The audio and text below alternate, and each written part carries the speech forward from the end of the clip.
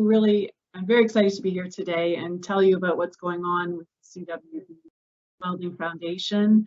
And believe me, there's quite a few new things to be excited about. So for those of you who are joining us for the first time, I thought I'd just give a little preamble as to who the foundation is and what we really try to do. Then I'll give you a couple of updates as to what we're really proud of in terms of accomplishments so far this year that add to the impact we've been able to have in the welding education since 2013, and give you a little bit of a teaser in terms of what's coming up in the near future. So first of all, yes, we are a publicly registered charity who acts across Canada to develop with our partners and deliver increasingly with more and more external partners education-based programs that reduce the barriers to enter and advance welding and welding-related careers. And all of this, of course, is because, as you know, we've got quite a skills gap in Canada in the welding workforce and related careers that have a welding component to them.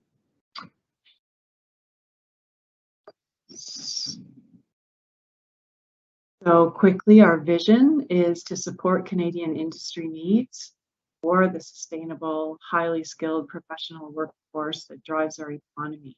And we think of welders both in a traditional as well as an advanced and emerging sense, because as all of you know, there's a welding component to many professional engineering, quality, technology, robotics, and other jobs. Our mission is really through forging partnerships between industry, education, and government to advance the need with filling those jobs and promoting best practices through a quality education experience. So as a charity, our focus really is through education-based charitable activities that support welding now and into the future. Remarkable careers for remarkable people. We really have 5 key pillars on which our board and all of our stakeholders measure our success. So those are the following: building awareness, really decreasing the past stigma that's always surrounded, or not always, but definitely in the past 20 years, surrounded welding as a career choice, whether through apprenticeships or college education or the institutions that offer private education in welding related skills. We are very much focused on advocacy for our industry and education partners. Really, in the last few years especially, we've had significant success advancing the knowledge of welding as a well-paying, safe, and clean career. Third thing is with respect to education. So we really work with primarily, and definitely in the past, primarily secondary school educators and support for their classroom environments, for their educational curriculum with our partners at CWB Education, and with external partners such as UA and Boilermakers. We're really expanding our educational support, both internally as well as with our external partners, as I've said. We really also try to promote accessible education. And more we're trying to reach out and access environments in our own and different and remarkable ways through not just the school technology labs, but through mobile trailers, through partnerships with industry and their training facilities, just to start moving things into those areas where they don't have a well-equipped laboratory in which to teach welding. And the last thing there, sustainability. Really, we've now gone from being a startup organization to being something that has quite a sustainable future ahead, and with growing programming and opportunities for partnerships. I think we've really moved into an exciting phase where we can grow and reach out to a lot more areas across Canada and a broader base, both in demographics, ages, and institutions.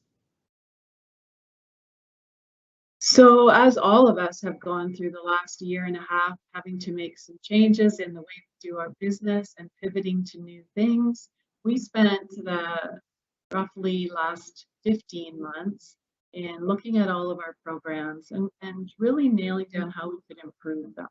So we did a full assessment of our different program offerings and looked at how and what we could do to pivot both to be online providers of education as well as to really support the priorities that our school partners had to bring their technology learning opportunities up to the really highest level possible. So we concentrated a lot on supporting capital and investment in secondary schools.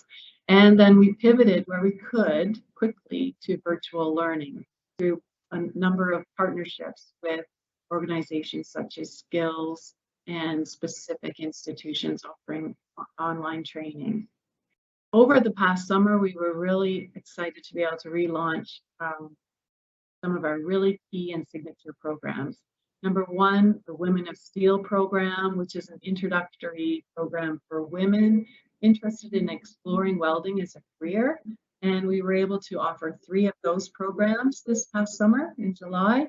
We also were able to re-enter our program that was launched in collaboration with LNG Canada and Coastal GasLink, that being our Arcs and Sparks program, which is a culturally sensitive program introducing welding to youth, primarily in British Columbia. So we were able to hold one of those very successfully this past summer as well. And then the other program, and this is really a wraparound program I'll speak about a little bit more as the program progresses here, is what we call Sparking Success. And this is something that we're particularly proud of in terms of a new program development in the last year and a half. So getting things back on track with our face-to-face programs is something we're really proud of, and we really have a lot of partners to be thankful for in being able to do that. This is just a picture of Women of Steel, and this is our Women of Steel group from, I believe, New Brunswick.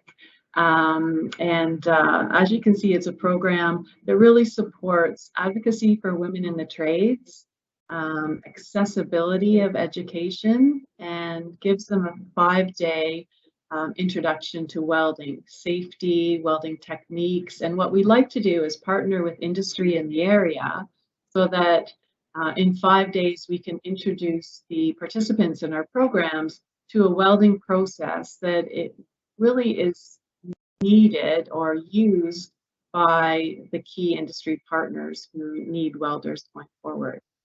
So whether it's SMAW, GMAW, Metalcore, etc., we are able to, with our CWB education partners, really tailor this really exploratory program for welding to the region. And the other things we do are we bring in speakers, industry representatives, etc. So women can get a taste as to what the potential for a career and the opportunities in career-wise are for welding going forward if they decide to take a longer course or enter an apprenticeship or are interested in and have the skill sets required to go directly to industry. So this was great to be able to get back on track. Just so you know, this is a federally sponsored program through Economic and Social Development Canada that we were thrilled to get funded for a couple of years ago. And we're hoping to get renewed funding to be able to continue and further advance this program going forward. Educator training. Now this is, one thing about the schools being closed was that many of them were still able to continue with a lot of the capital and equipment support and installations that we provide. And as well, we're now back into doing educator training programs for secondary educators. And what we really aim to do here is match the existing skill sets of the teachers in a particular school district with the CWB education curriculum so that we can help those tech teachers build their confidence as well as their own personal skill, which they can then transfer to their students. So going forward, our team's really looking at how we can further strengthen our educator training program, both with more partnerships internally through our CWB Association members, through our CWB education partners, through CWB certification services, which go into our educator training programs and test the secondary educators for accreditation at the end of the program. We're really looking to advance this training program further over the next year. But as it stands now, we're now back being able to offer a few of these programs this year while we continue to work with partners, industry included, to add some further meat to this, and also in terms of how we deliver it going forward.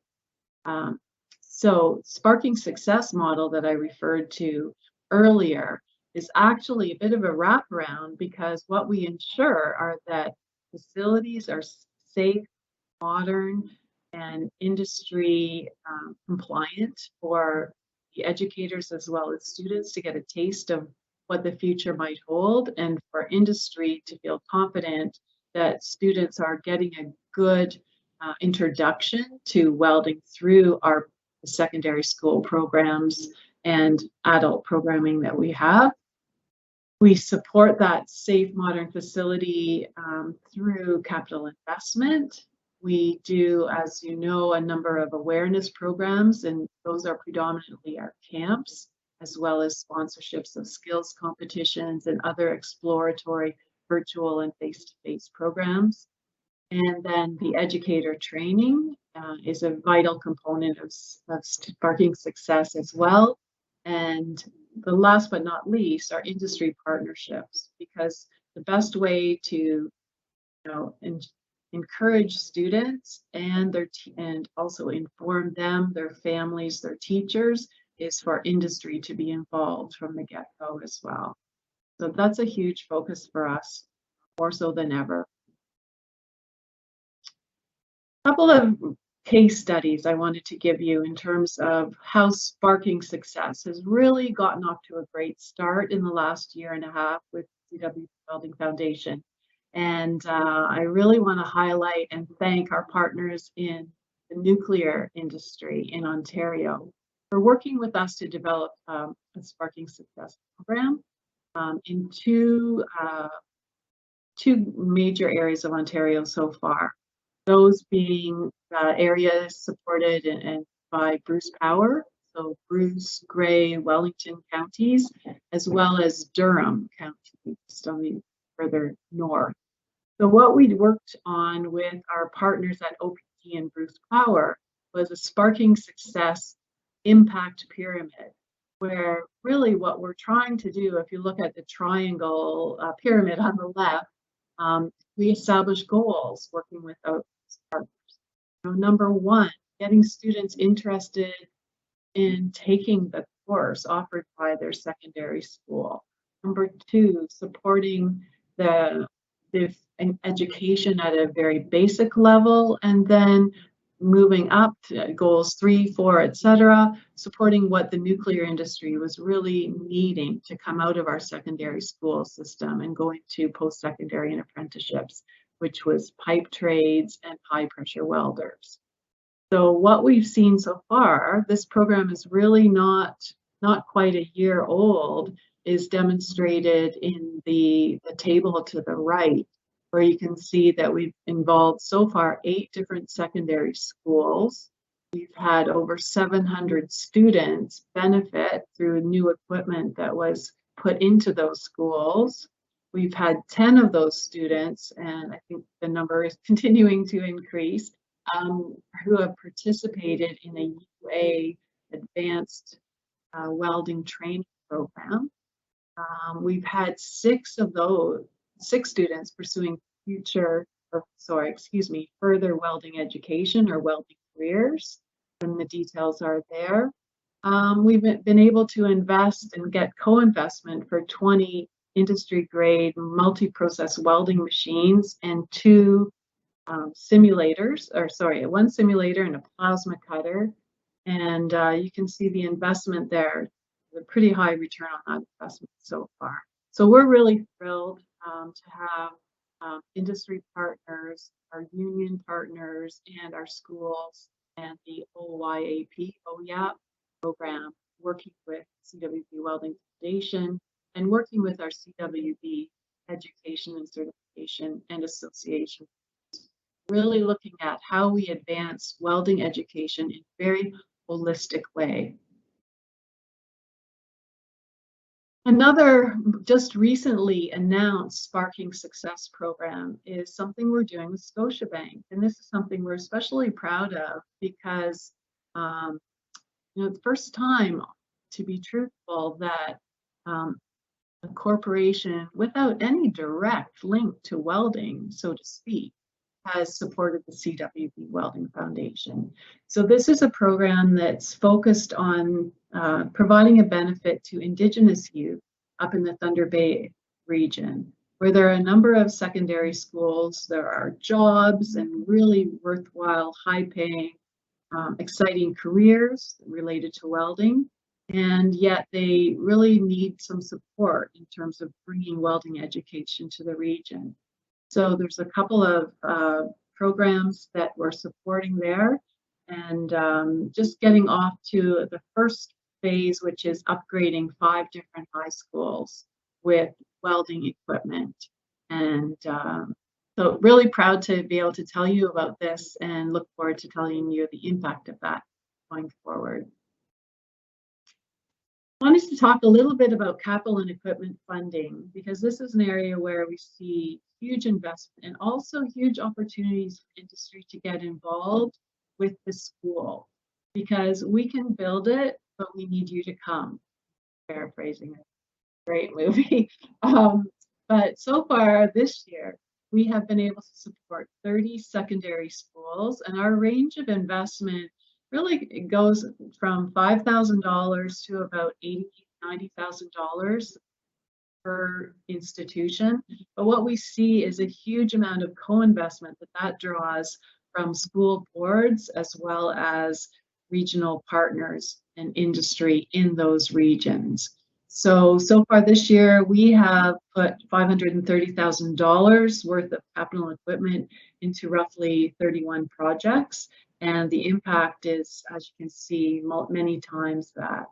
So you've got a couple of views on pictures here. I'll just draw your attention to a bit of a teaser. It's the welding trailer. So this is a New Brunswick project that we're looking forward to celebrating with our partners in New Brunswick.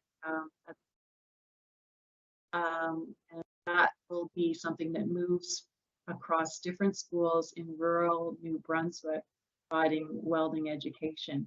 And actually the bottom picture on the right is an inside view of the facility, the welding booths and the setup as it currently stands, just about ready to be open to students. On the bottom left is just another example of how we modernize and equip secondary schools with needed equipment for them to be able to safely and really in a professional way teach welding.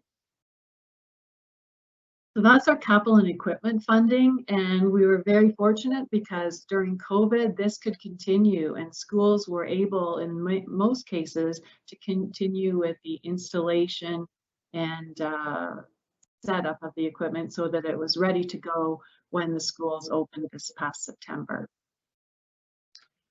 Something that really doesn't, which surprises me that we don't get more applications for, I'll put it right out there on the line, are our student awards. So each year we give out over $125,000 of student awards. These are for students entering a post-secondary program, private or public, in welding education. They're for students going into the final year of a post-secondary welding-related career. And that is not just for college post-secondaries, but also for universities. And the value of those two awards at the top, the Joseph Doria and Hugh Krentz Awards, is between $3,000 and $4,000. So that can make a pretty impactful difference in a student's ability to cover their tuition and fees for a year. We're also really proud to have launched a new class award this year, and this is called the Forged by Youth Award. And what we were seeing was a number of secondary teachers are reaching out to us for project-based learning curricula. And we had really been proud to be able to see a number of projects that secondary educators would send to us that their classes would have done. And often they would have done them and then raffled them off to charity, or they would be installations in a city park, or all kinds of wonderful community benefiting projects that classes do. So we created an award called Forged by Youth for secondary educators to submit class projects to us and win money that would then be invested or given to the school to support the school welding project, school welding supply needs, consumables, or to help buy a piece of equipment or something like that. So this was the first year for the Forged by Youth Award. Overall, though, I would say that where we really need industries as well as educators' help is to tell the students, tell the community that there are these awards, because these are awards that are available across Canada. And I think that if you have any suggestions or feedback as to how we get the word out about them, they are announced. Applications are open, early each year, and we announce the winners in July or August. But I'd really love to see us be able to grow those programs even further. We do also support Inspire, which is a wonderful Canadian not-for-profit charity that supports Indigenous education. And we support Inspire with awards, roughly 8 to 10 awards for students entering post-secondary education that is welding related each year as well. And I just heard from Inspire last week that they didn't have enough applications to be able to spend all of our money for the fall term. So to me, there's a gap here that we need everyone's help, letting students know across Canada that there is financial support for them to study welding. A couple of others I'll mention. University of Waterloo, we're really proud to support welding engineering related programs. Some awards we offer for the postgraduate students and programs, some awards for undergraduates, some for young women studying, I shouldn't say young women, but women studying welding to promote, diversity, equity, and inclusion in our welding industry. So that's something that we just had a great call with University of Waterloo last week, and we're looking at how can we strengthen that program of support, and also how can the university and the student chapter of CWB Association also work more closely with us through some joint events, joint initiatives, and even engineering camps going forward. So I'm getting a little ahead of myself, but I am really excited that I had such a great call last week. Similarly, University of Alberta, we're just in the midst of putting pen to paper with respect to the Canadian Centre of Welding for Welding and Joining and expanding our support for that program. And then the Centre for Steel Construction, we also will continue to support it going forward. Finally, Canadian Institute for Steel Construction has a very long and wonderful partnership with the group, and we continue to support their research and education initiatives. The last but not least, you know, and in bold type here, there are amazing chapters of our welding members across Canada through Max's organization, the CWB Association. We're very proud to call them our partners. We are really looking forward to working more closely with them in the future as we really try to have more regional feet on the ground with respect to delivery and advancement of our programs and awareness of welding. And the CWB Association chapters, many of them have signed and are leading some matching awards for students as well as for school capital and equipment projects that we're really proud to partner with them on. So just a shout out to Calgary because they just renewed their annual support for student paper as well as capital and equipment for a Calgary area school. And thank you, Calgary, so much for that. Skills competitions, sponsored events, these are just not last but not least on this list. And that's just because we are open to partnering with you, sponsoring competitions for welding students, competitions and events for your students, for your community, where you can partner with us and display what a great career can be had at your organization. So thank you so much for what you're already doing. And if you have any ideas or suggestions, please reach out because we're really looking to do more in this area. Going forward, we are also looking at how we might innovate our program delivery. So because we're now in a great sustainable model, we have some great experts on our team working with us both internally and externally to the foundation. And a few of the things have come through and are moving forward with the support of our board of directors and the support of the CWB group. So we're looking at alternative delivery options. So, you know, what do students do after they've done a camp or when they can't do a camp because it's not in an area that's commutable to them? So we're looking at doing more in partnership with institutions that have mobile trailers, for example, or other options of getting our learning modules online or in person to them. We're also really excited that we're getting into simulation-based learning and more virtual training, and excited because we're going to be partnering both with CWB Association chapters in that to some extent, as well as our internal partners at CWB Group and potentially others. So this is just still on the drawing board, but we did just get the approval to move forward with simulators to be purchased, to be used on a loan basis, also available to secondary and other school divisions and partners going forward. You know, how we deliver our program, really we're open to lots of different options and opportunities. So if there's an opportunity in your area or to do something jointly with your organization, we'd love to hear from you.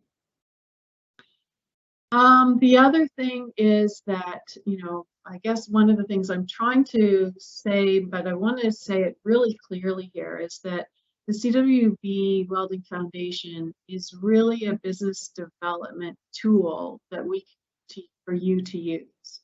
We want to be even more collaborative going forward to support the business development and career awareness efforts that you have in your organization. So if there's an opportunity for us to help co-market a tour that you want to give students, or to display and educate the community on what your business is, or something even entirely different, we'd love to be your partner in that.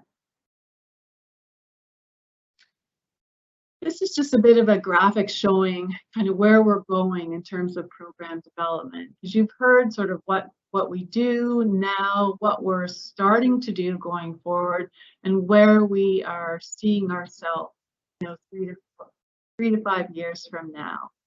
So again, our key tenets are building awareness, being an advocate, focused on education, and providing access to education.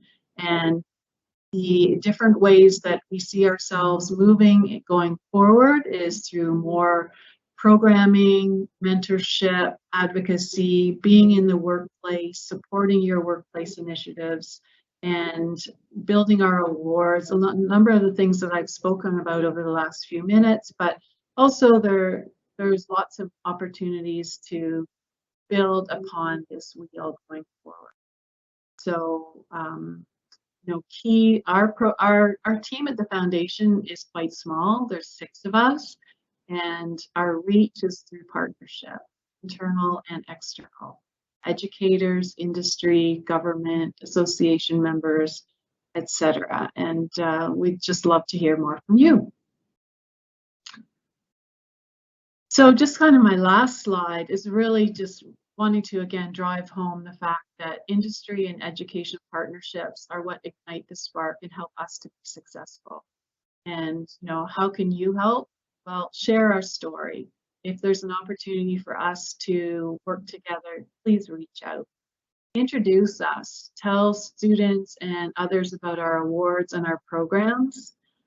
If your organization has a corporate social responsibility platform that focuses on with a focus on education, accessibility, economic development, social development, we'd love to hear from that individual or that team.